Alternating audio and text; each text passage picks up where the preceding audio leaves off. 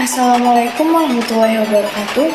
Perkenalkan, kami dari kelompok 2 dengan saya Laura Duda Velta dengan NIM 232320005 dan rekan kelompok saya. Perkenalkan, nama saya Arthur Rizky Faadilah dengan NIM 2323 2019. Saya Hidayatul Hafiz Mahmudi dengan NIM 2323051.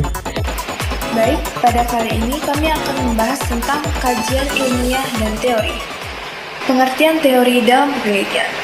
Teori merupakan sekumpulan konstruk atau konsep, definisi, dan proposisi yang berfungsi melihat fenomena secara sistematik dan menyeluruh, melalui spesifikasi hubungan antar variabel sehingga dapat berguna untuk menjelaskan dan meramalkan fenomena, menurut Kerlinger 1978. Pendapat lain mengatakan bahwa teori adalah seperangkat konsep, definisi, dan proposisi yang tersusun secara sistematis sehingga dapat digunakan untuk menjelaskan dan meramalkan fenomena. Dari kedua pendapat di atas dapat dijelaskan bahwa teori dapat berupa konsep, definisi, proposisi tentang suatu variabel yang dapat dikaji, dikembangkan oleh peneliti. Teori berupa sebuah penjelasan atau hal yang menjelaskan tentang sebuah sistem yang mendiskusikan bagaimana sebuah fenomena terjadi dan mengapa fenomena itu terjadinya demikian. Teori mengandung arti yang penting apabila teori tersebut dapat melukiskan, menerangkan, dan meramalkan gejala yang ada.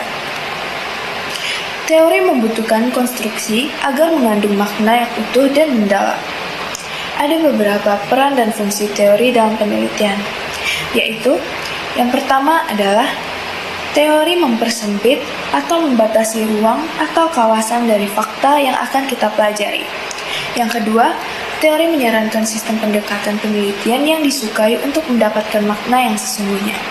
Ketiga, teori menyarankan sistem penelitian yang memungkinkan untuk menyimpos data sehingga diklasifikasi dalam jalan yang lebih bermakna. Keempat, teori merangkum suatu pengetahuan tentang sebuah objek kajian dan pernyataan yang tidak diinformasikan yang di luar observasi yang segera. Kelima, teori dapat digunakan untuk memprediksi fakta-fakta yang lebih jauh yang bisa ditemukan dalam penelitian. Semua penelitian memiliki kaidah ilmiah. Dengan demikian, semua peneliti harus menggunakan dasar teori ilmiah. Pada penelitian kuantitatif dan penelitian eksperimen, teori harus sudah jelas sebelum penelitian dilakukan. Hal itu dikarenakan teori ilmiah akan dijadikan dasar untuk memperjelas masalah penelitian, dasar penarikan kesimpulan, dan memprediksi hasil akhir dari penelitian. Dapat disimpulkan bahwa teori berfungsi untuk memperjelas masalah penelitian sehingga para peneliti dan pembaca hasil penelitian dapat dengan mudah mengidentifikasi masalah yang ada dalam objek penelitian. Dari pendapatnya di atas dapat disimpulkan bahwa teori berfungsi untuk memperjelas masalah penelitian sehingga para peneliti dan pembaca hasil penelitian dapat dengan mudah mengidentifikasi masalah yang ada dalam objek penelitian. Kedua, sebagai dasar untuk merumuskan hipotesis penelitian. Dengan demikian, penelitian dapat menyusun dengan sementara yang didasarkan pada pada masalah yang ditemukan dengan membandingkan pada teori-teori yang ada. Ketiga, berfungsi sebagai referensi untuk menyusun instrumen penelitian. Sebagaimana kita ketahui bahwa penyusunan instrumen penelitian dapat didasarkan pada kajian teori yang relevan. C. Berpikir deduktif dan induktif. 1. Cara berpikir deduktif. Berpikir deduktif adalah proses berpikir yang bermula dari pernyataan yang bersifat umum dengan menarik kesimpulan bersifat khusus. Sedangkan berpikir induktif adalah proses berpikir yang bermula dari keadaan khusus menuju ke umum.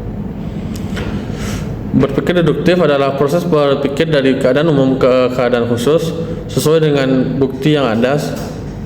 Menurut Manurung dan Kartono, pola pikir deduktif adalah suatu proses berpikir untuk menarik sesuatu kesimpulan atau membuat suatu pernyataan baru yang bersifat umum berdasarkan pada beberapa pernyataan khusus yang diketahui benar.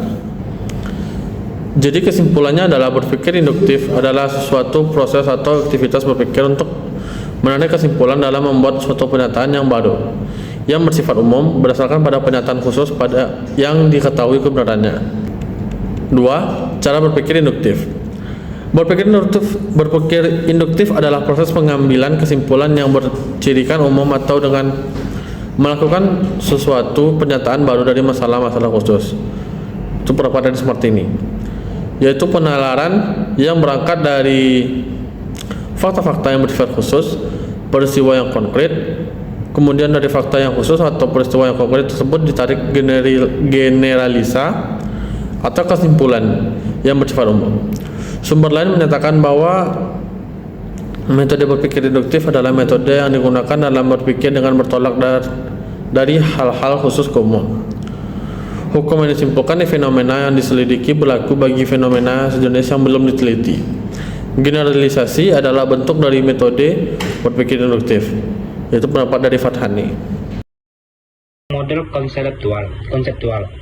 Model konseptual atau kerangka konseptual suatu penelitian adalah suatu model konseptual yang menunjukkan hubungan logis antara faktor atau variabel yang telah diidentifikasi penting untuk menganalisis masalah penelitian. Untuk kerangka konseptual dibangun untuk berdasarkan teori yang sudah ada maupun dokumen-dokumen penelitian terdahulu sehingga terintegrasi sebagai salah satu kesatuan. Model konseptual adalah suatu diagram dari satu set hubungan antara faktor-faktor tertentu yang diyakini memberi dampak terhadap atau menghantar ke suatu kondisi target. Sebuah model konseptual yang baik di sini ada 6 buah. Yang pertama adalah menampilkan sebuah gambaran situasi di lokasi proyek dan menunjukkan perkiraan hubungan antara faktor-faktor yang mempengaruhi kondisi target. Nomor 3 adalah menunjukkan ancaman utama yang langsung dan tak langsung yang bisa mempengaruhi lokasi target. Nomor 4 adalah hanya menghadirkan faktor-faktor yang relevan. Dan nomor 5 didasarkan alas data dan informasi yang dapat dipercaya. Dan nomor 6 yang terakhir adalah merupakan hasil dari suatu upaya tim. Lanjut, sebuah model konseptual yang baik menunjukkan apa yang dipikirkan tentang peristiwa, sikap, keyakinan, atau perilaku khusus yang mempengaruhi status beberapa situasi lain, yang akhirnya membuat tertarik untuk memberikan pengaruh. Kondisi target adalah situasi yang ingin Anda pengaruhi melalui kegiatan proyek Anda. Kondisi target sama dengan hasil atau variabel di pendalam analisis ilmiah atau riset evaluasi yang merupakan kondisi yang Anda coba untuk jelaskan. Ramalkan atau modifikasi. Faktor adalah peristiwa, situasi, kondisi, kebijakan, sikap, dan keyakinan atau tingkah laku khusus yang Anda yakini akan mempengaruhi kondisi target.